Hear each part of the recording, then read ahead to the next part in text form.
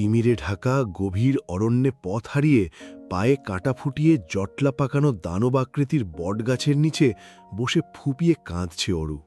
তখন রাগের তোপে হিতাহিত জ্ঞান শূন্য হয়ে এক মনে হাঁটতে হাঁটতে কোথায় এসেছে, কোন রাস্তা দিয়ে এসেছে কিছুই মনে নেই ওর।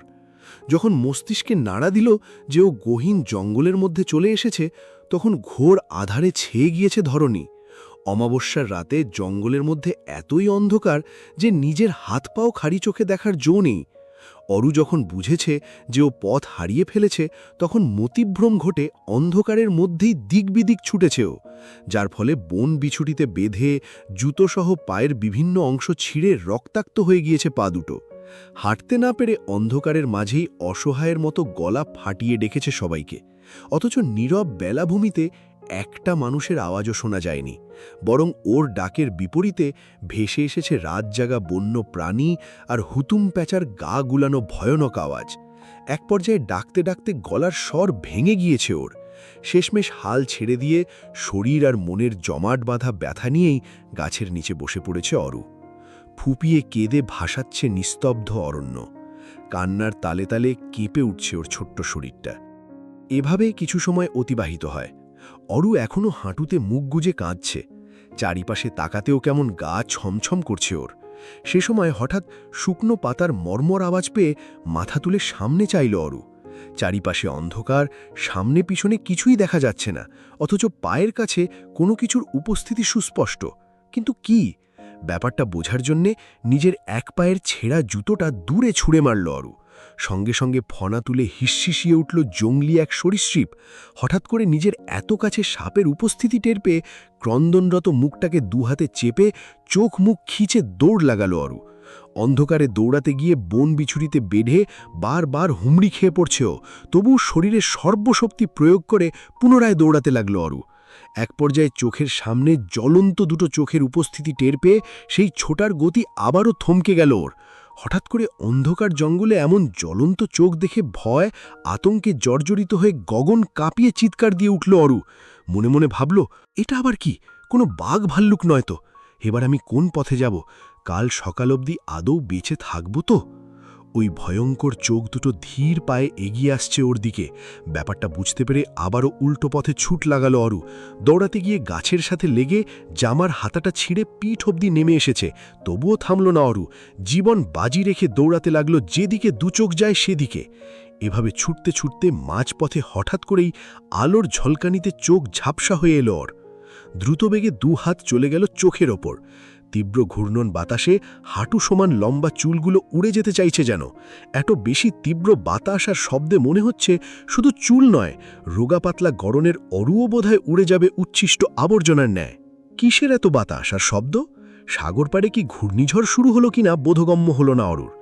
এতক্ষণ অন্ধকারে থাকা চোখ দুটো হঠাৎ আলোর ঝলকানিতে যেন এখন পুরোপুরি অন্ধ হয়ে গিয়েছে।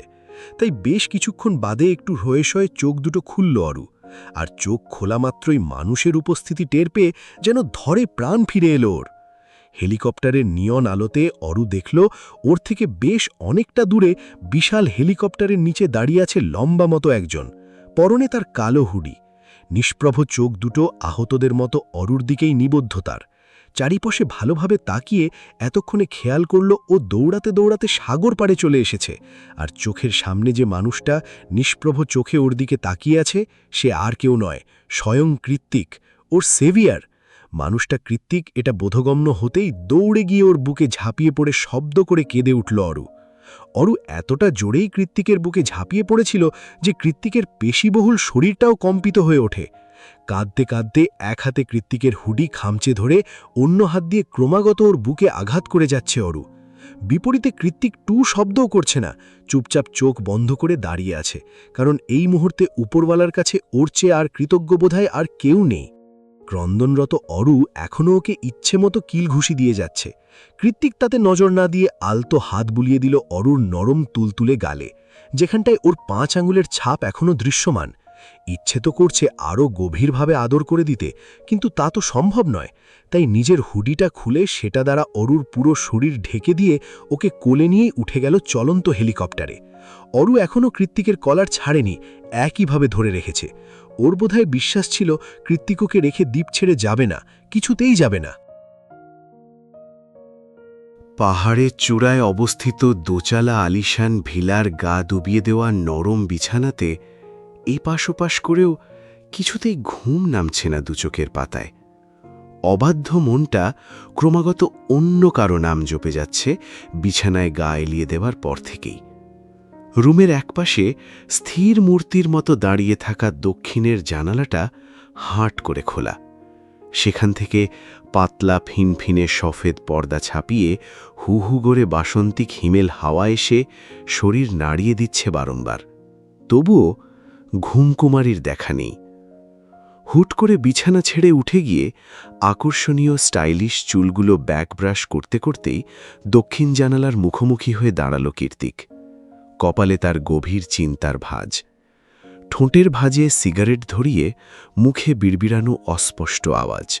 কীর্তিক নিজের মনেই বিড়বিড় করে বলল, কি করব আমি? দিনে দিনে আমার আনহেলদি অবসেশনে পরিণত হচ্ছিস তুই।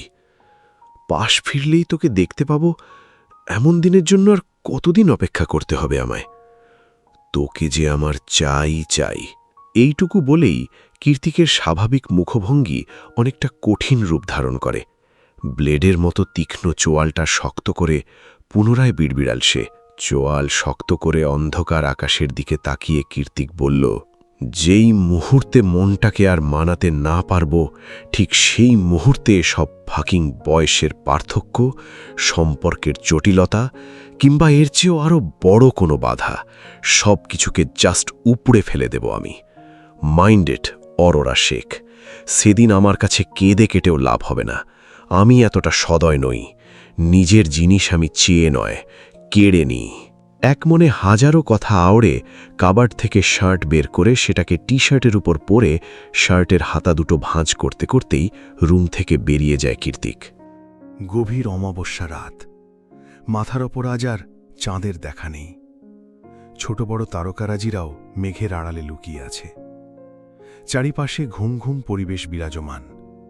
এই মুহূর্তে হয়তো সবাই ড্রিম লাইট জ্বালিয়ে ঘুমের দেশে পাড়ি জমিয়েছে, কিংবা কেউ কেউ মেতে উঠেছে ভালোবাসা আদান প্রদানের চরম প্রতিযোগিতায়।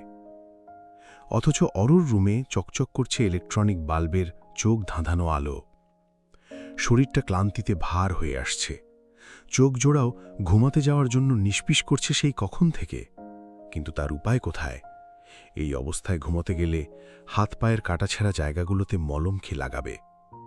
তাছাড়া জঙ্গলে দৌড়তে গিয়ে পিঠের কাছেও অনেকটা কেটে গিয়েছে। সেখানটাতেই আপাতত কটন দিয়ে একটু একটু করে অ্যান্টিসেপটিক লাগাচ্ছে অরু। আর খানিক বাদে বাদে চোখ ঘুরিয়ে জানালা গলিয়ে নিশুতি আধার রাতে হাতড়ে বেড়ানো জোনাকি পোকা পরক করছে, যাতে কাজ করতে করতে ঘুম না পেয়ে যায় আবার। অরু যখন নিজেকেই নিজে সারিয়ে তোলার কাজে প্রচণ্ড মনোযোগী, ঠিক তখনই কোনোরূপ নক না করেই পাসওয়ার্ড টিপে ওর রুমের ভিতর প্রবেশ করে কীর্তিক। এত রাতে আচমকা কারোর উপস্থিতি টের পেয়ে অসাবধানতায় লাফিয়ে ওঠে অরু।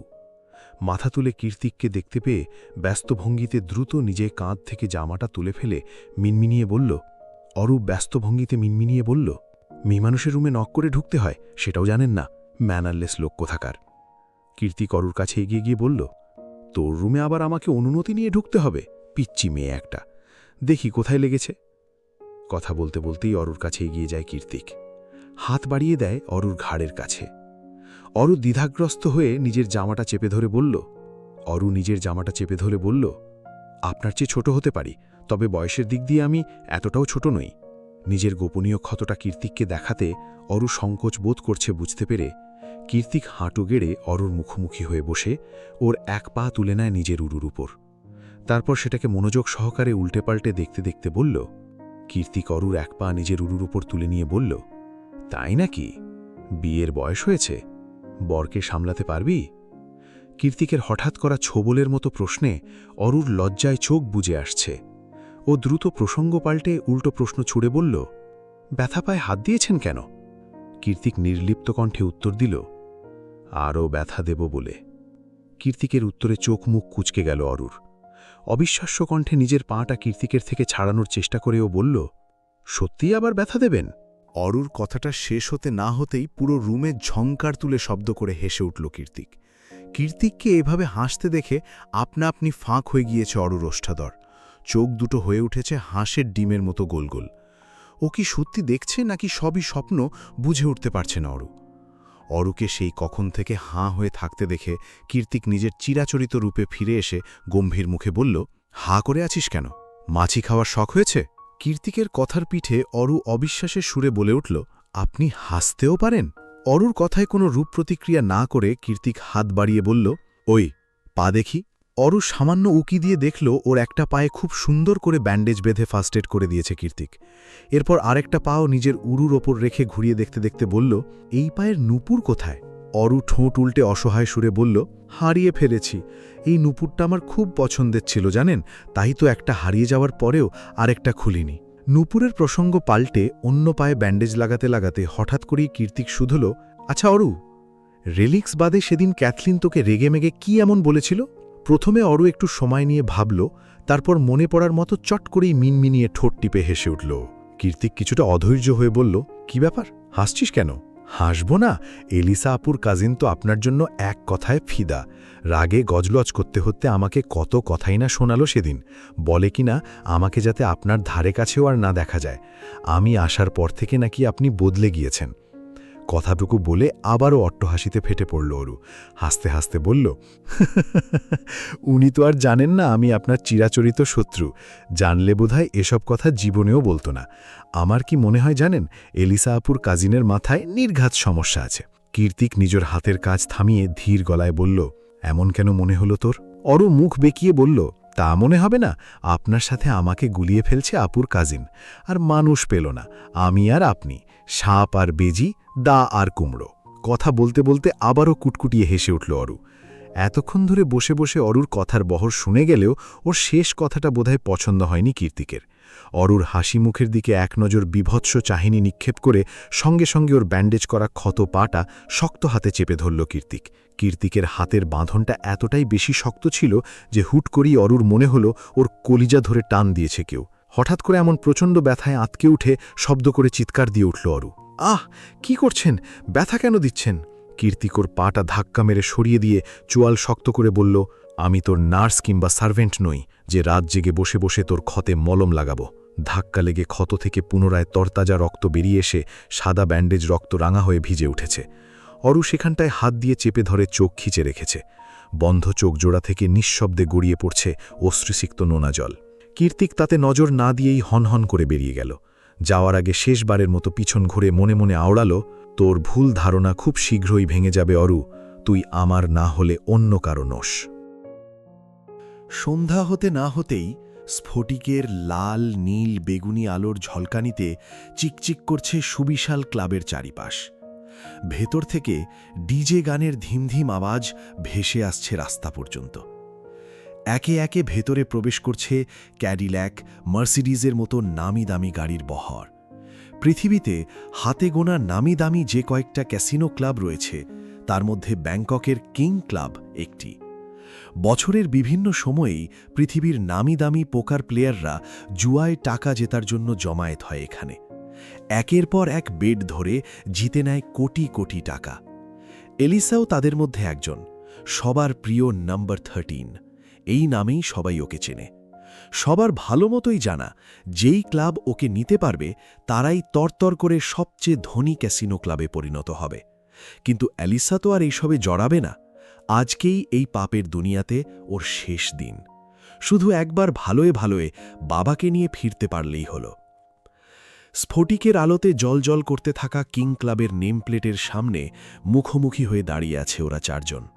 চারিপাশের পরিবেশের সাথে তাল মিলিয়ে এলিসার বেশভূষাও চোখ ধাঁধানো আজ। ঝিকিমিকি টপস আর লেগিংসের সাথে পায়ে এঁটে আছে কয়েক ইঞ্চি লম্বা পেন্সিল হিল। মেকআপের আস্তরণের সাথে ম্যাচিং করে ঠোঁটে গাঢ় লাল লিপস্টিক, চোখে কালো সানগ্লাস। ওর পাশেই স্যুট বুট করে ফর্মাল লুকে দাঁড়িয়ে আছে শায়ের। চোখে পড়েছে মোটা ফ্রেমের চশমা। দেখতে তাকে পুরোপুরি অ্যাসিস্ট্যান্টের মতোই লাগছে। শায়েরের পাশেই বাইকে হেলান দিয়ে দাঁড়িয়ে আছে লেদার জ্যাকেট আর হেলমেট পরিহিত জেকে, কৃত্তিক। চারিদিকে উকি ঝুঁকি দিয়ে সবটা পরখ করে অর্ণব এগিয়ে এসে বলল, গাইজ, সব ঠিকঠাক। এলিসা, তুই শায়ারকে নিয়ে ফ্রন্ট গেট দিয়ে ভেতরে প্রবেশ কর। আমি বেসমেন্টে ঢোকার সাথে সাথেই কাজ শুরু করব। মনে রাখিস, হাতে মাত্র 10 মিনিট সময়।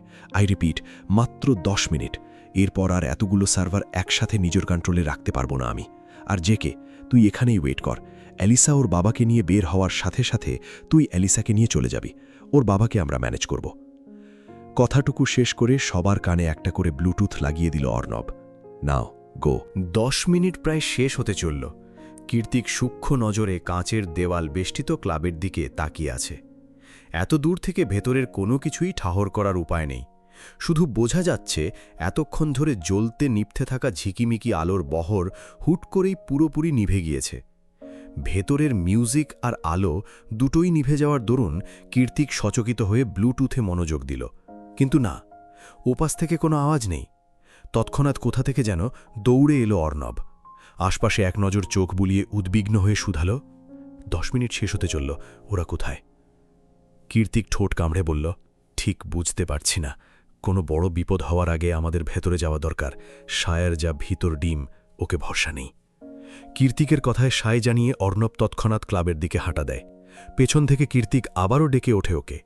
কীর্তিকের ডাকে সাড়া দিতে অর্ণব ঘাড় ঘুরিয়ে পেছনে চাইলে ওর দিকে একটা রিভলভার ছুড়ে দিয়ে কীর্তিক বলল, ক্যাচ ইট। রিভলভারটা ক্যাচ করে হাতে নিয়ে উল্টে পাল্টে দেখে বিস্ময়ে হতবাক হয়ে কীর্তিকের চোখের দিকে চাইল। নিজের কোমরের খাজে আরও একটা রিভলভার গুঁজতে গুঁজতে হালকা চোখ টিপে কীর্তিক বলে, for safety purpose. After all ভেতরের সবার কাছেই এটা আছে। এলিভেটর দিয়ে ওরা দুজন যখন ক্লাবের সবচেয়ে বড় হলরুমটাতে প্রবেশ করে তখন চারিপাশ নিস্তব্ধতায় ঘেরা। এত মানুষ, এত হৈহট্টগোল, সব কেমন হাওয়ায় উবে গিয়েছে। বাইরে থেকে আসা নিয়ন আলোতে স্পষ্ট দেখা যাচ্ছে চারিপাশের টেবিল চেয়ারগুলো উল্টে পাল্টে মুখ থুবড়ে পড়ে আছে। অর্ণব আর কীর্তিক ভ্রু কুচকে চোখাচোখি করল। অর্ণব নিচু স্বরে বলল, হোয়াটস রং? সবাই কোথায় হাওয়া হয়ে গেল? কীর্তিক শীতল গলায় বলল, যে যেখানে খুশি যাক। অ্যালিসার বাবাকে আমার মোটেও সুবিধাজনক মনে হয় না। লোকটা চরম ধূর্ত। এই মুহূর্তে অ্যালিসা আর শায়ারকে সেফ রাখাই আমাদের মেন টার্গেট। কীর্তিকের কথায় অর্ণব হ্যাঁ সূচক মাথা নাড়ল। তখনই ওর পায়ের সাথে ধাক্কা লেগে একটা কাঁচের ক্যাসিনো সাজানো টেবিল ঝনঝন করে মেঝেতে পড়ে যায়। সঙ্গে সঙ্গে হলরুমের লাইট জ্বলে ওঠে। ভেতরের রুম থেকে একে একে বেরিয়ে আসে সবাই। শায়ার আর অ্যালিসার কপালে বন্দুক ঠেকিয়ে রেখেছে স্বয়ং অ্যালিসার বাবা। ওদের দুজনকে দেখা মাত্রই ফুপিয়ে কেঁদে ওঠে শায়ার। অর্ণবর দিকে তাকিয়ে বিরক্ত সুরে বলে, মেয়েদের মতো কাঁদছিস কেন হাদারাম? তোদের বাঁচাতেই তো এলাম। কীর্তিক এগিয়ে গিয়ে অ্যালিসার বাবার মুখোমুখি হয়ে দাঁড়িয়ে বলে, আবারও নিজের মেয়ের সাথেই নোংরা চাল চাললেন মিস্টার ত্রিপিটক। কীর্তিকের কথায় লোকটা কপট হেসে বলে, এত কথা ভাল লাগছে না, চলো সহজ ডিলে আসি। তুমি তোমার বন্ধুকে নিয়ে চলে যাও আর আমার মেয়েকে আমার কাছে রেখে যাও। ওকে ছাড়া আমার ক্যাসিনো বিজনেসটা একেবারে নড়বড়ে হয়ে আছে। লোকটার কথায় কীর্তিক ঠোঁট কামড়ে একটু তাচ্ছিল্য করে হাসে, অতঃপর ঘাড় কাত করে বলে, গেলে আমরা 4 জনই যাব। প্রয়োজন পড়লে আপনাকে ওপরে পাঠিয়ে যাব, কারণ আপনাদের মতো মানুষের পেরেন্টস হওয়ার কোনো যোগ্যতাই নেই। কথাটা শেষ করার সঙ্গে সঙ্গে কেউ কিছু বুঝতে ওঠার আগেই অ্যালিসাকে টান দিয়ে ওর মাথায় রিভলভার ঠেকালো কীর্তিক।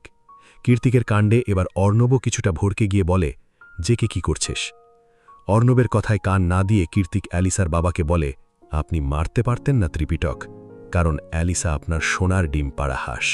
বাট আমি পারব, কারণ ও আমার 2 পয়সার কাজেও আসে না। ইভেন নিজেকে বাঁচানোর জন্য শুধু অ্যালিসা কেন, ওদের সবাইকে মারতেও আমার 1 মিনিটও টাইম লাগবে না। জাস্ট পয়েন্ট, তারপর শুট। অ্যালিসার বাবা হেসে বলে, ভয় দেখাচ্ছ? কীর্তিক তৎক্ষণাৎ শায়ারের পা বরাবর একটা গুলি করে দেয়। গুলির আওয়াজে গগন কাঁপিয়ে চিৎকার দিয়ে ওঠে শায়ার। অ্যালিসা, অর্ণব ওরাও ভয়ার্ত চোখে তাকিয়ে আছে কীর্তিকের দিকে। নিজের বন্ধুকে এভাবে উইদাউট ওয়ার্নিং গুলি করাতে অ্যালিসার বাবাও খানিকটা ভড়কে গিয়েছে। মনে মনে ভাবছে, এই ছেলে যে যখন তখন অ্যালিসাকে গুলি করে দেবে না, তার কোনো গ্যারান্টি নেই। চারিপাশে গুমোট পরিবেশ বিরাজমান। কৃত্তিক এলিসাকে নিয়েই 1 পা 2 পা করে মেন গেটের কাছে চলে এসেছে। শায়ের এখনও বসে বসে কাঁদছে। কৃত্তিক অর্ণবকে চোখ দিয়ে ইশারা করতেই অর্ণবও ধীরে ধীরে দরজার কাছে চলে যায়। ওদিকে এলিসার মাথায় গান পয়েন্ট করে রাখায় এলিসার বাবা নড়তেও পারছে না, চড়তেও পারছে না। অর্ণব কাছে এগিয়ে আসতেই কৃত্তিক স্পষ্ট বাংলায় বলল, দরজার গুপ্তমন্ত্র বদলে ফেল অর্ণব। কৃত্তিকে কথার আগামাথা বুঝতে না পেরে অর্ণব ভ্রুকুচকে বলল, কি বদলে ফেলব? কৃত্তিক দাঁতে দাঁত পিষে বলল, গুপ্তমন্ত্র, গুপ্তমন্ত্র, দরজার গুপ্তমন্ত্র। অর্ণব বিরক্ত হলে বলল, আরে ভাই, গুপ্তমন্ত্রটা আবার কি? ইংলিশে যদি বলি দরজার পাসওয়ার্ড চেঞ্জ কর, তাহলে তো ওরা বুঝে যাবে, ছাগল। কৃত্তিকের কথায় অর্ণব দ্রুত পাসওয়ার্ড বদলানোর কাজে লেগে পড়ে। ওদিকে অর্ণবকে বোঝাতে গিয়ে এলিসার বাবাসহ সকলেই কৃত্তিকের পালানোর উদ্দেশ্য ধরে ফেলেছে, তাই তারাও ধীর পায়ে ওদের ধরার জন্য এগিয়ে আসছে। শায়ের এখনও পা ধরে বসে বসে কাঁদছে। ডান। অর্ণব শব্দটা উচ্চারণ করতেই দ্রুত দরজা খুলে বাইরে পেরিয়ে যায় ওরা তিনজন। যাওয়ার আগে দরজা ঠেলে শায়েরের উদ্দেশ্যে কৃত্তিক চেঁচিয়ে বলল, দ্রুত আয় গাধা, তোর পায়ে কিছু হয়নি, তাকিয়ে দেখ, গুলিটা প্যান্টে লেগেছে। কৃত্তিকের কথা কানে পৌঁছতেই সচকিত হয়ে তখনই তড়িৎ বেগে দৌড়ে দরজার বাইরে চলে এলো শায়ের, এবং আর এক সেকেন্ডও অপেক্ষা না করে দরজাটা সশব্দে লাগিয়ে দিল কৃত্তিক। যেহেতু অর্ণব পাসওয়ার্ড বদলে দিয়েছে, তাই এলিসার বাবাসহ ক্লাবের সবাই কক্ষের মধ্যেই আটকা পড়ে গিয়েছে। বাইরে এসে এলিসাকে ধাক্কা মেরে অর্ণবের বুকে ঠেলি দিয়ে শায়েরের হাত টেনে ওকে নিয়ে দৌড়াতে লাগল কৃত্তিক। পিছনে একবার চোখ ঘুরিয়ে পর্যবেক্ষণ করে দৌড়াতে দৌড়াতে কৃত্তিক বলল, তাড়াতাড়ি চল, ওরু একা আছে অরুভিলাতে। শায়ের ছোটার গতি কমিয়ে দিয়ে বলল, তাড়াতাড়ি যাওয়ার কি আছে ভাই, অর্ণব তো পাসওয়ার্ড চেঞ্জ করে এলো। কৃত্তিক অর্ণবের দিকে তাকিয়ে শুধালো, অর্ণব, কঠিন পাসওয়ার্ড দিয়েছিস তো? দৌড়াতে দৌড়াতেই অর্ণব মিনমিনিয়ে জবাব দিল, তাড়াহুড়োয় মাথায় কিছু আসেনি, তাই এলিসার নাম দিয়ে এসছি। অর্ণবের কথায় ওরা সবাই আহম্মক বনে গেল। কৃত্তিক দাঁত কিরমির করে বলল, ইডিয়েট, আগে বলবি না, জলদি দৌড়া। ক্লাবের নিচেই বাইক রাখা ছিল। একটা বাইকে কৃত্তিক আর শায়ের উঠে পড়ে, অন্যটাতে এলিসা আর অর্ণব। অর্ণব রাইড করতে পারে না, তাই এলিসাই ওদের বাইকটা রাইড করছে। রাইড করে কিছু দূর যেতেই পুলিশে কল দিয়ে শায়ের নিজের নাম পরিচয় গোপন করে ক্যাসিনো ক্লাবের ঠিকানা দিয়ে দিয়েছে। ওরা এখন পুরোপুরি আশঙ্কামুক্ত। ব্যাপারটা বুঝে আসতেই বাইকে বসেই গুনগুন করে গান ধরেছে শায়ের। কৃত্তিক রাইড করতে করতে বলল, খিরে, এমন একটা সময় তোর গানও মনে পড়ছে? একটু আগেই তো ভ্যা ভ্যা করে মেয়েদের মতো কেঁদে ফেলেছিলি।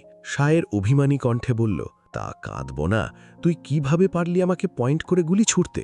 কৃত্তিক বলল, তোর গায়ে তো আর লাগেনি, আমার নিশানার উপর আমার কনফিডেন্স আছে। শায়ের বলল, কি করে শিখলি এত ভালো গান পয়েন্টিং? কৃত্তিক মৃদু হেসে বলল, মন্ত্রীর ছেলে বলে সেলফ প্রোটেকশনের জন্য বাবা স্পেশাল ট্রেনার দিয়ে শিখিয়েছিলেন। কৃত্তিকের কথায় শায়ের ঠোঁট উল্টে মাথা নাড়ল। বাংলাদেশের কথা মনে পড়তেই সব রেখে কৃত্তিকের মস্তিষ্কে হানা দেয় শুধুমাত্র অরু। অরুর কথা মাথায় আসতেই কৃত্তিক বলল, শায়ের, ধরে বস। শায়ের ঠোঁট উল্টে বলল, আমাকে কি তোর মেয়ে মনে হয় যে সিনেম্যাটিক ওয়েতে ধরে বসব? কৃত্তিক ঠান্ডা কণ্ঠে বলল, না ধরলে নাই, আমি জাস্ট ওয়ার্ন করলাম। কথাটা বলেই হাওয়ার বেগে বাইকের স্পিড বাড়িয়ে দিল কৃত্তিক। সঙ্গে সঙ্গে ওর কোমর চেপে ধরে শায়ের কাঁপতে কাঁপতে বলে, একটু স্পিড কমা ভাই, ভয় করছে বমি করে দেব তো। কৃত্তিক বলল, পসিবল না, অরু একা আছে। এই বলে আবারও ফ্লাইওভারে টার্ন নিল কৃত্তিক। সামনে পেছনে চারপাশের সব কিছু ঘোলাটে লাগছে। মাথাটা চলন্ত ফ্যানের ন্যায় ভন ভন করে ঘুরছে। পেটের মধ্যে নাড়ি ভুড়ি দলা পাকিয়ে গলার কাছে চলে এসেছে। হাত পা থরথরিয়ে কাঁপছে। বাইক থেকে নেমে হেলে দুলে কেবলই নিজের রুমে এসেছে শায়ের। তবুও এখনও হৃৎপিণ্ডটা কেমন ধুকপুক করছে ওর। হাই স্পিডে বাইক রাইড দিয়ে ওকে এক প্রকার রোগী বানিয়ে ছেড়ে দিয়েছে কৃত্তিক। রুমে এসে মনে মনে কৃত্তিকের 14 গোষ্ঠী উদ্ধার করছে শায়ের। হাত পা ছড়িয়ে বিছানায় গা এলিয়ে দিয়ে জোরে শ্বাস নিতে নিতেই কটমট করে শায়ের বলল, কোন অলক্ষণে ওর মতো মানুষ আমার বন্ধু হয়েছিল কে জানে। কখনো ঠাস করে গুলি মেরে দিচ্ছে, তো কখনো বাইকে চড়িয়ে কলিজা হাতে ধরিয়ে দিচ্ছে। সাইকো একটা। শায়ের কথাটা শেষ করতে পারল না। তৎক্ষণাৎ ধাপ ধাপ করে দরজা ঠেলে রুমে ঢুকে ওর কলার চেপে ধরে কৃত্তিক দাঁতে দাঁত পিষে বলল, আমার অরু কই? আচমকা আক্রমণে লাফিয়ে উঠে বসল শায়ের। কাঁদো কাঁদো কণ্ঠে বলল, তোর সমস্যা কি জেকে? অরু হারিয়ে গেলেই তুই সবসময় আমাকে তেড়ে আসিস কেন ভাই? আমি কি তোর অরুকে পকেটে লুকিয়ে রাখি? তারপর নিজের পকেট কৃত্তিকের চোখের সামনে ধরে বলল, দেখ, এই দেখ, কোথাও তোর অরু নেই। শায়েরের ফাজলামো গায়ে না মেখে কৃত্তিক পুনরায় শুধল, দেখেছিস কিনা সেটা বল।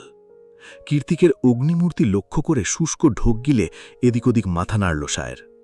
কৃত্তিক শায়েরকে ছেড়ে এলিসা আর অর্ণবের দরজায় গিয়ে সশব্দে কড়া নাড়ল। ওরাও মাত্রই রুমে প্রবেশ করেছিল। কৃত্তিকের ডাকে দ্রুত বেরিয়ে এসে এলিসা শুধল, কি হয়েছে জেকে? এলিসার মুখটা মলিন, নিজের বাবার বিপদের কথা চিন্তা করতে গিয়ে দ্বিতীয়বার ঠকেছে মেয়েটা আজ। তাই নিজের রাগ ক্ষোভ ভেতরে পুরে শান্ত স্বরে কীর্তিক বলল, অরুকে দেখেছিস এলিসা? কেন, রুমে নেই? এত রাতে কোথায় যাবে? কোথাও নেই দেখেই তো তোদের জিজ্ঞেস করছি। ততক্ষণে অর্ণব নিজের রুম থেকে বেরিয়ে এসেছে। সবটা শুনেও বলল, চল রিসেপশনে একবার জিজ্ঞেস করে দেখি, কোথাও বেরোলে তো ওখান থেকেই বেরিয়েছে। অর্ণবের কথা যুক্তিসঙ্গত মনে করে হ্যাঁ সূচক মাথা নাড়িয়ে সেদিকেই এগিয়ে গেল কীর্তিক। ওরা চারজন রিসেপশনে এসে জানতে পারে খানিকক্ষণ আগেই বেরিয়েছে অরু। কোথায় বেরিয়েছে সেটা তারা জানে না। রিসেপশনিস্টের কথায় মাথায় রক্ত চড়ে গিয়েছে কীর্তিকের।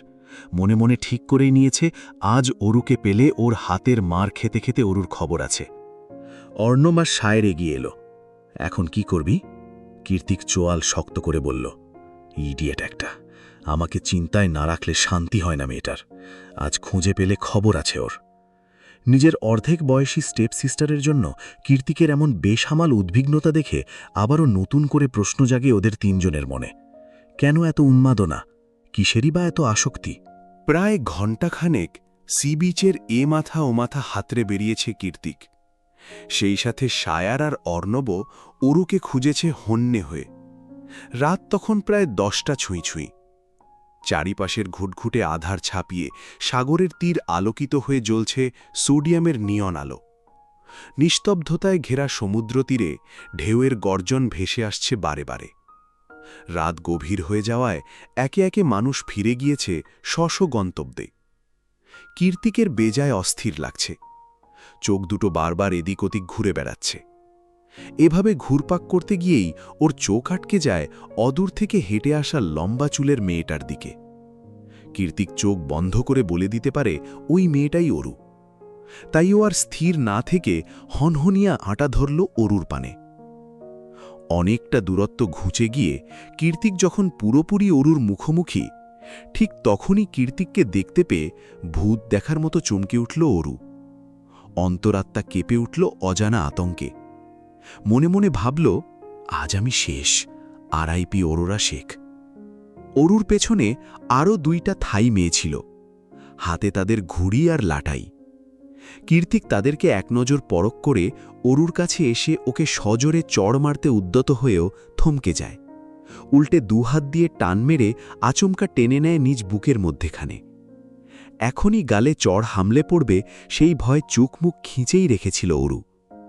কিন্তু কিছু সময় যেতেই শরীরে শিহরণ জাগানো সেই স্যান্ডেলউড পারফিউমের ঘ্রাণটা নাকের খুব কাছে অনুভব হতেই পিটপিট করে চোখ খোলেও। আবারও একই ঘোর লাগানো অনুভূতি। কীর্তিকের শরীরে শুকিয়ে যাওয়া ঘাম, পারফিউম, ধুলোবালি মিশ্রিত এই মাতাল মাতাল পুরুষালী সুঘ্রাণটা কিছুতেই সহ্য করতে পারে না অরু। হাত পা কেমন অসার হয়ে আসে। কান গাল সবকিছু ছুঁয়ে যায় অজানা উষ্ণতায়। বারবার বেসামাল হয়ে ওঠে ভেতরের সুপ্ত নারী সত্তাটা। অথচ কীর্তিক ওকে নিজের বুকের মাঝে এমনভাবে শক্ত করে চেপে ধরে রেখেছে যে কীর্তিকের শরীরের নেশা ধরানো সুঘ্রাণটা ক্রমাগত অরুর হৃদয় গিয়ে ঠেকছে। খানিকক্ষণের নীরবতা ভেঙে কীর্তিক উদ্বিগ্ন সুরে শুধাল, অরু, তোর বয়স কত? কোথায় গেছিলি, কেন গেছিলি, কিভাবে গেছিলি কোনরূপ প্রয়োজনীয় প্রশ্ন না করে এমন একটা অদ্ভুত প্রশ্ন করায় অবাক হয়ে মুখ উঁচু করে চাইল কীর্তিকের চোখের দিকে অরু।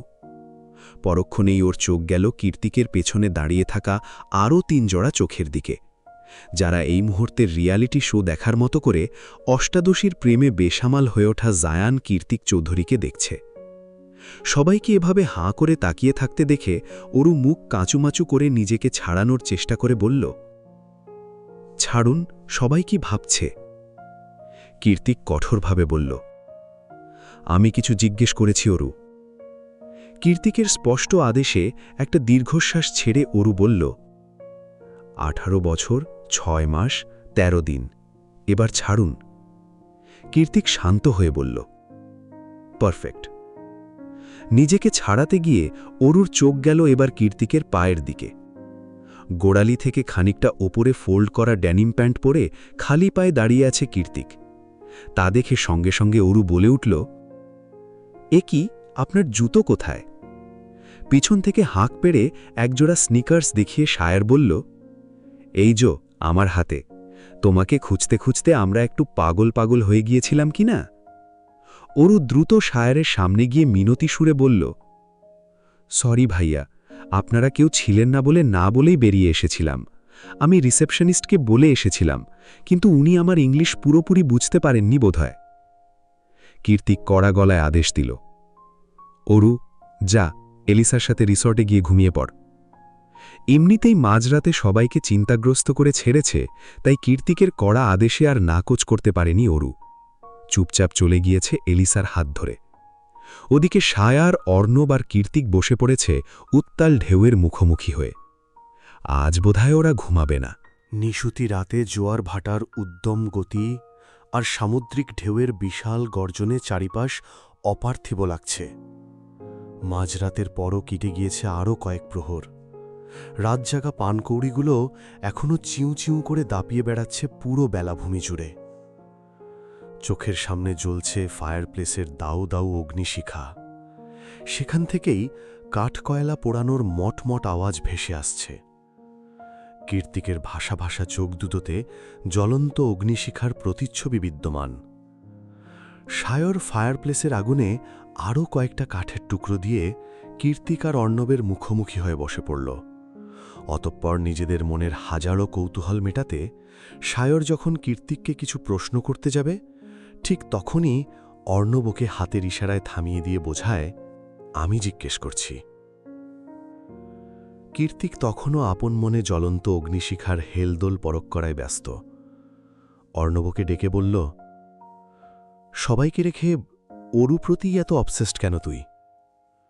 কীর্তিক নিষ্প্রভ চোখে জবাব দিল, আই ডোন্ট নো। আচ্ছা, কবে থেকে এসব শুরু হয়েছে সেটা তো বল।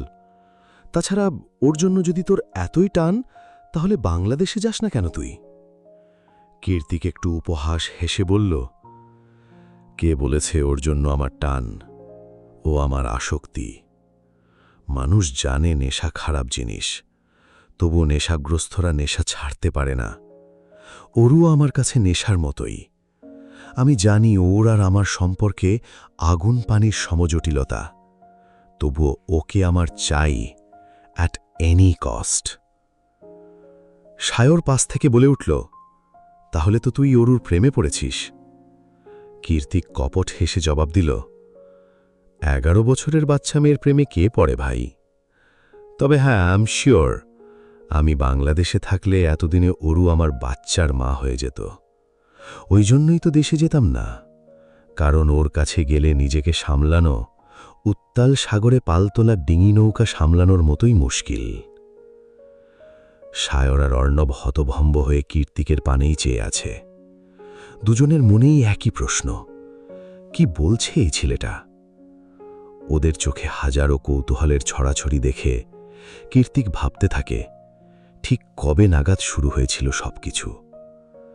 তারপর খানিকক্ষণের নীরবতা ভেঙে বলতে শুরু করল, অরু যখন প্রথম কীর্তিকুঞ্জে আসে, তখন আমি সবে সবে কলেজ পাশ করে ভার্সিটিতে উঠেছি মাত্র।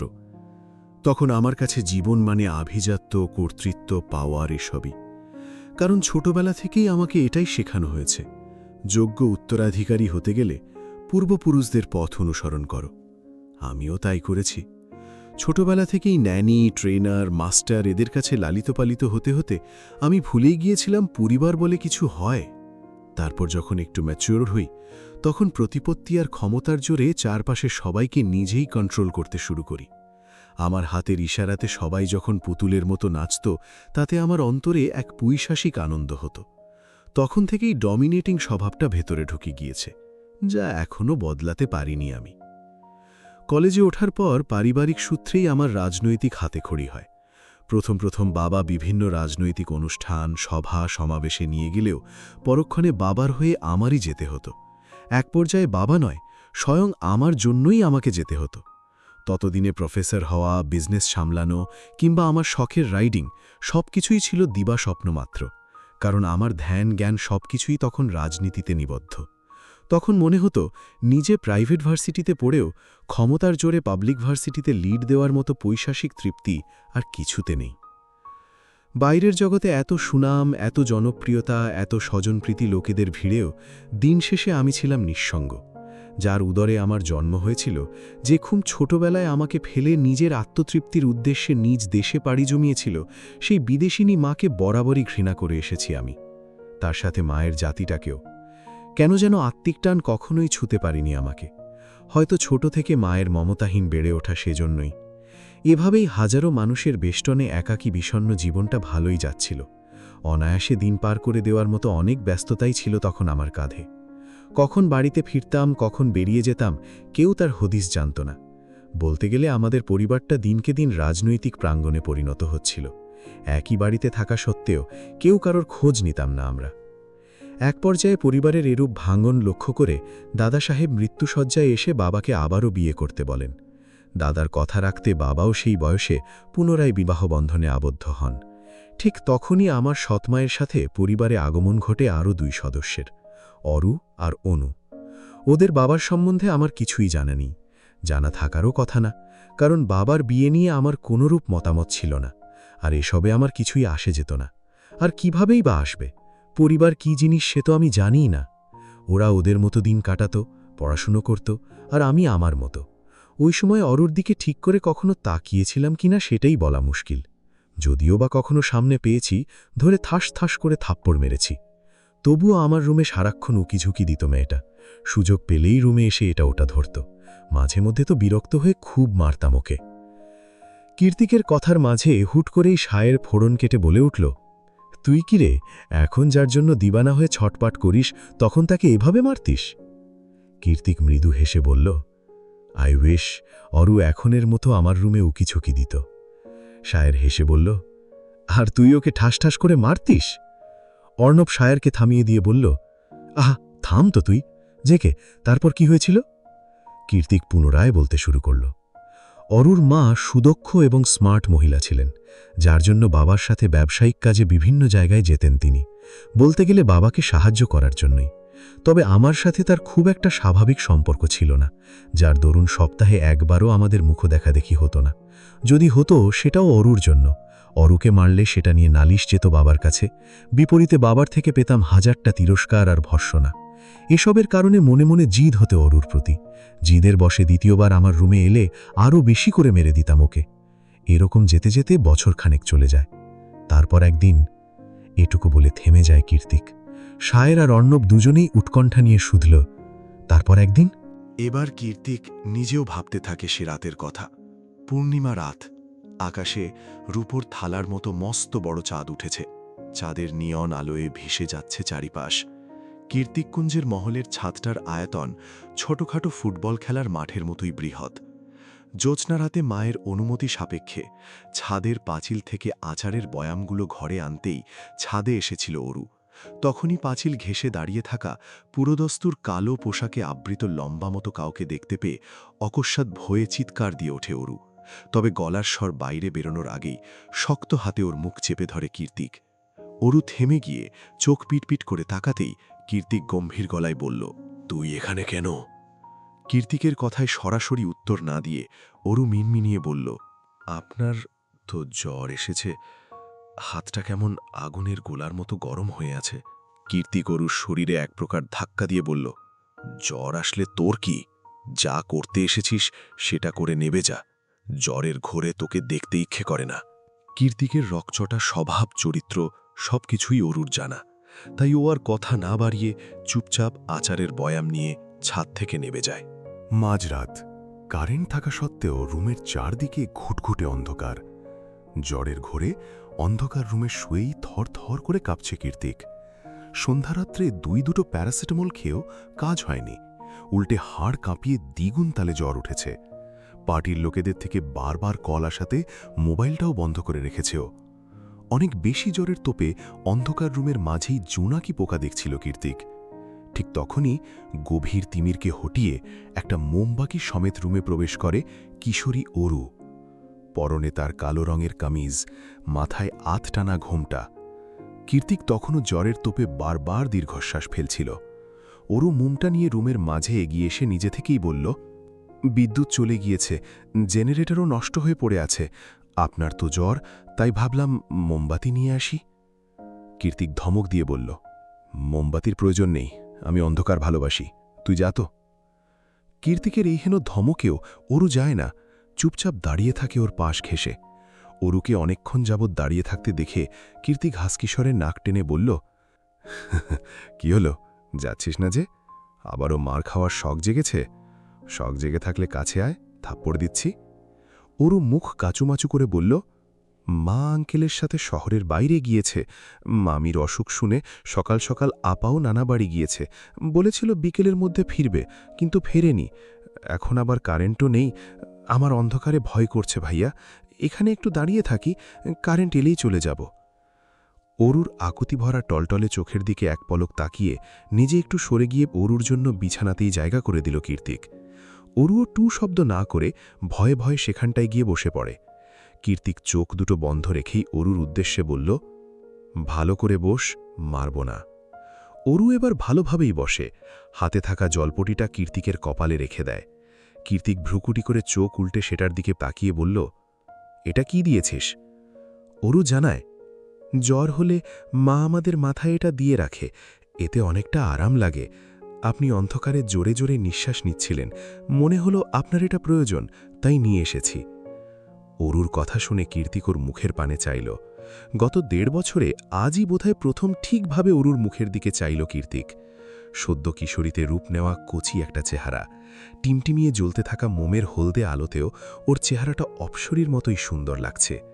তীব্র জ্বরের ঘরে থাকা কীর্তিকের নেশাতুর চোখ দুটোতে হুট করে কেন যেন মনে হচ্ছে অরুর মতো মায়াবী মুখ পৃথিবীতে আর দুটো নেই। কীর্তিককে চুপচাপ তাকিয়ে থাকতে দেখে অরু ঠোঁট কামড়ে একটু এগিয়ে সে জলপটিটা আবারও উল্টে দিল। কীর্তিক হুট করে শুধালো, কেন করছি সেসব আমার জন্য? কীর্তিকের এই অজ্ঞাত প্রশ্নের কোনো উত্তর নেই অরুর কাছে। কী বা বলবেও? দেখছে মানুষটা জ্বরে পুড়ে যাচ্ছে, অথচ কাউকে মুখ ফুটে বলছে না অবধি, একা একাই কষ্ট সহ্য করছে, তাই তো হাতে করে জলপটিটা নিয়ে আসা। কীর্তিক পুনরায় বলল, কি হলো, কিছু বল। অরু আস্তে করে জবাব দেয়, আপনার জন্য কষ্ট হচ্ছিল, তাই। কীর্তিকের মতো পরিবারচ্যুত, বেপরোয়া, বেখেয়ালি, মায়ার বাঁধনহীন ছেলের কাছে অরুর এই অযাচিত মনে মুখ ফসকে বলা বাক্যটা ছিল আকাশ সম আন্তরিকতা। অরুর কথায় অধিক তাপমাত্রায় দাউ দাউ করে জ্বলে ওঠার হৃদয়টা হঠাৎ করেই কেমন শীতল হয়ে গেল, উল্টে হৃৎস্পন্দন বেড়ে গেল দ্বিগুণ তালে। হুট করেই মনে হতে লাগল অরু ওর আপন, খুব আপন। অরুর দিকে তাকিয়ে হিজিবিজি ভাবতে ভাবতেই কখন যে বিদ্যুৎ চলে এসেছে টের পায়নি কীর্তিক। টের পাওয়ারও কথা নয়, কারণ এই রুমে এখনও আলো জ্বলছে না। বাইরের ঘরে মৃদু আলো জ্বলতে দেখে অরু বলল, বিদ্যুৎ চলে এসেছে, এবার আমি যাই। কীর্তিক অরুর হাত টেনে ধরে ঘোর অসম্মতি জানিয়ে বলল, কোথাও যাবি না তুই, এখানে বসে থাক আমার সামনে। অরু আমতা ওফা করে বলল, কেন? কীর্তিক হাসকি স্বরে জবাব দেয়, তোকে দেখব তাই। কীর্তিক শক্ত করে অরুর হাত ধরে রেখেছে। উপায়ান্তর না পেয়ে অরু সেখানেই বসে থাকে সারা রাত। এক পর্যায়ে ঝিমোতে ঝিমোতে কখন যে কীর্তিকের বুকের উপরই ঘুমিয়ে পড়েছে সেটা অরুর অজানাই রয়ে যায়। অথচ কীর্তিকের চোখে এক ফোঁটাও ঘুম নেই। ও সারা রাত জেগে ঘোর লাগা চোখে অরুকে দেখেছে। সময়ের সাথে সাথে মোমের আলো ফুরিয়ে গিয়েছে, তবুও দেখেছে। শেষমেশ অরু যখন কীর্তিকের বুকেই ঘুমিয়ে পড়ে, তখন দ্বিতীয়বারের মতো আবারও হৃৎস্পন্দন গতি হারায় কীর্তিকের। ও চোখ দুটো বন্ধ করে হিসিয়ে বলল, তুই আমার অরু, খুব তাড়াতাড়ি বড় হয়ে যা, তোকে আমি দেখব, সারা জীবন ধরে দেখব। সেদিন রাতের পর থেকেই কীর্তিকের হৃদয়ে বাসা বাঁধে অরুর প্রতি অজানা এক আসক্তি, যার কোনো নাম দাম নেই, শুধু হৃদমাঝারে বয়ে চলা এক সুপ্ত, গভীর আর বেসামাল অনুভূতির ছড়াছড়ি। ধীরে ধীরে সবার আড়ালে শুরু হয় অরুর প্রতি নিজের দখলদারি। অরু যে রাস্তা দিয়ে স্কুলে যেত, সেই রাস্তায় সবসময় দুজন লোক লাগানো থাকত। অরু কার সাথে মিশছে, কার সাথে ঘুরছে, বন্ধুমহলে কোনো ছেলের আনাগোনা আছে কিনা, সব কিছুরই পাই টু পাই খবর নিত কীর্তিক। অরু আম পাড়তে গিয়ে গাছ থেকে পড়ে ব্যথা পেয়েছে বলে সেদিনই বাপদাদার ঐতিহ্যবাহী আম গাছকে কেটে কুটে বাড়ি থেকে বিদায় করে কীর্তিক। বাড়ির ঐতিহ্য, বাবাদাদার স্মৃতিকে এভাবে কেটে ফেলায় ছেলের বেপরোয়া কাণ্ডে জামশেদ জায়েন চৌধুরীও হতবাক হয়েছিলেন।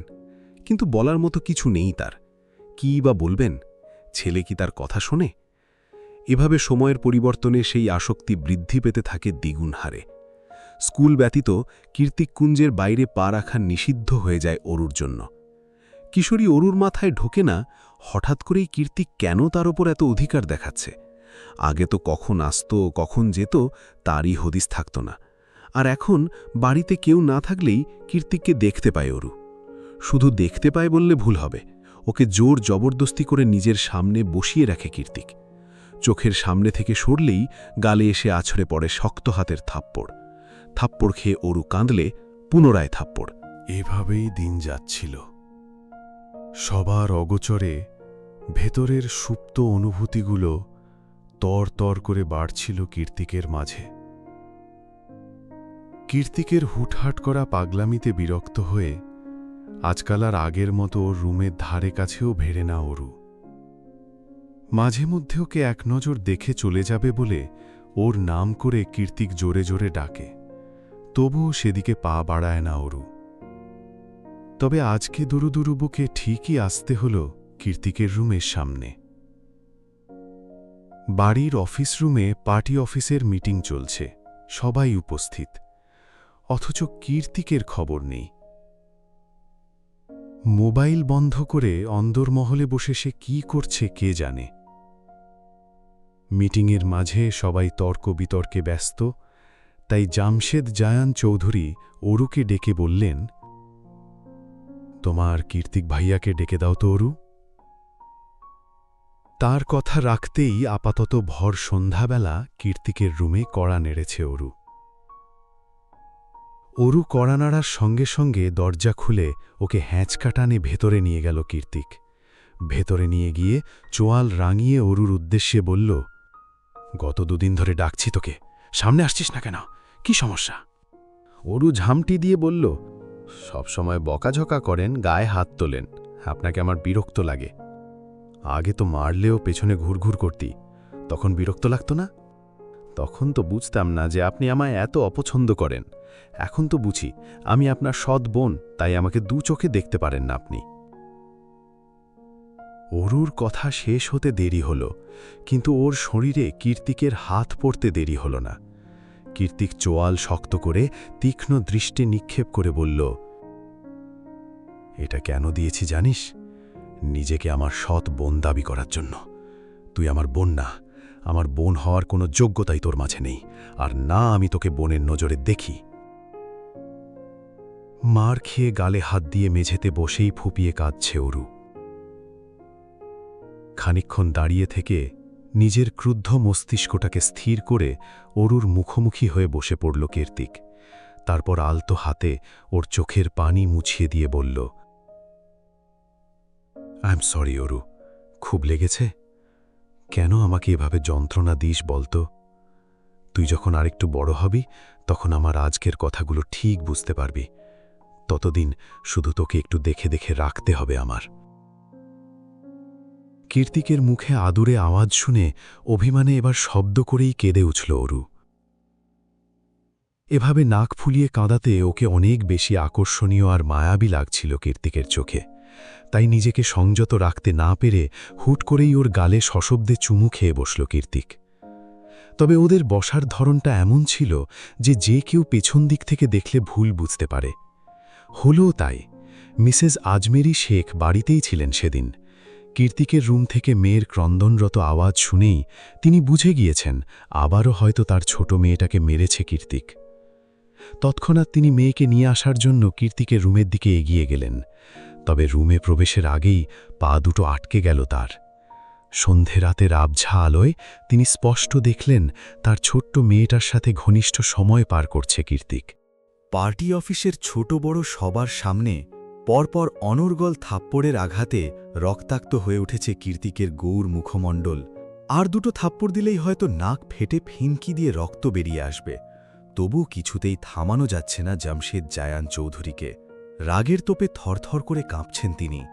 হাতের পাশাপাশি মুখ দিয়ে যা আসছে সেটা বলেই আঘাত করছেন নিজের একমাত্র ছেলেকে। অরু আর অনু ওর মায়ের আঁচল ধরে রুমের এক কোণে কুঁক করে দাঁড়িয়ে আছে। জামশেদ জায়ান চৌধুরী ওকে মারতে মারতে ক্লান্ত হয়ে বললেন, আমার আগেই বোঝা উচিত ছিল কোনো আমেরিকান নাচনেওয়ালির ছেলের চরিত্র এর চেয়ে ভালো আর হবে না। বরাবরই নিজের মায়ের কথা শুনলে কীর্তিকের মাথায় রক্ত উঠে যায়, উগ্রতার চরম সীমানায় পৌঁছে যায়ও। এবারও তাই হল। চিৎকার দিয়ে নিজের বাবার মুখের উপর বলল, তুমি সেই আমেরিকান নাচনেওয়ালিকে ভালোবেসে বিয়ে করেছিলে, যার ফল আমি। সঙ্গে সঙ্গে জামশেদ জায়ান আবারও ওকে সজোরে চড় মারলেন। অতপর আশপাশের চেলাপেলাদের ডেকে বললেন, প্রাইভেট জেটের ব্যবস্থা করো, আজ এই মুহূর্তেও দেশ ছাড়বে। স্বাধীনতা পেতে পেতে ওর ভেতরের পুরোটাই নর্দমার মতো কালো হয়ে গিয়েছে, ওকে শুদ্ধ করা প্রয়োজন। তার জন্য সবার আগে ওর স্বাধীনতা হরণ করতে হবে। আজ এই মুহূর্তে জায়ান কীর্তিক চৌধুরীর রাজনৈতিক পদ বাতিল করা হলো। তোমার রাজনৈতিক জীবন এখানেই সমাপ্ত। বিদেশে গিয়ে মানুষ হয়ে ফেরো। বাবার কথার পিঠে কীর্তিক একটা তাচ্ছিল্যের হাসি ছুঁড়ে মারে। দলের লোকেদের হাত থেকে নিজের পাসপোর্ট আর ব্যাগটা ছোঁ মেরে নিয়ে ছোট্ট অরুর দিকে এক পলক তাকিয়ে আবারও চোখ সরিয়ে বলে, ফিরব না, কোনো দিন ফিরব না এদেশে। শুধু একটা গুরুত্বপূর্ণ জিনিস রেখে গেলাম, সময় হলে সেটাও নিয়ে যাব। কারণ কীর্তিক কোনো জিনিস হাত পেতে নেয় না, কেড়ে নেয়। কীর্তিক যখন গাড়ি করে বেরিয়ে যাচ্ছিল, তখন দোতলার দেওয়ালজোড়া জানালা দিয়ে ওর পানেই অসহায়ের মতো তাকিয়েছিল অরু। কীর্তিকও তাই। ও গাড়িতে বসেছিল ঠিকই, তবে হিংস্র দবদবে চোখ দুটো ছিল দোতলার জানালায়। এক পর্যায়ে গাড়িটা যেতে যেতে চোখের আড়াল হয়ে যায়, তবুও সেদিকে তাকিয়ে রয় অরু। কি নিয়ে এত ঝামেলা হলো সেসব মাথায় না ঢুকলেও এটা ঠিকই বুঝতে পেরেছে ও। আজ ওর জন্যই বাড়ি ছাড়া হয়েছে বাড়ির একমাত্র রাজপুত্র জায়ান কীর্তিক চৌধুরী। ওদিকে যেতে যেতেই কীর্তিকের কেটে যাওয়া ঠোঁট দুটো বাঁকা হাসিতে প্রসারিত হল। ব্যাকসিটে গা এলিয়ে দিয়েই বিড়বিড়াল সে, love is temporary, but obsession is permanent, and I am dangerously obsessed with you, Aurora Sheikh. খুব বেশি না, আমাকে সামলানোর মতো একটুখানি বড় হ, আমি অপেক্ষার প্রহর গুনছি।